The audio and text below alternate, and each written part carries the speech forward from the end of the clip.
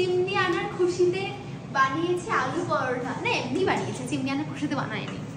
তো চলো, আমরা নতুন ঘরে আজকে প্রথম রান্না হলো না মা?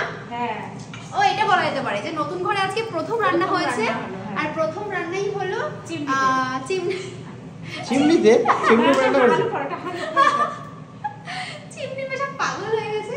তো আমি এখন চিমনির নিচে দাঁড়িয়ে রয়েছি। কি না হচ্ছে। তো চলো আমি এখন আলু পরোটা খাই। কার কার প্রিয় অবশ্যই জানি, আমি খাই টমেটো সস দিয়ে।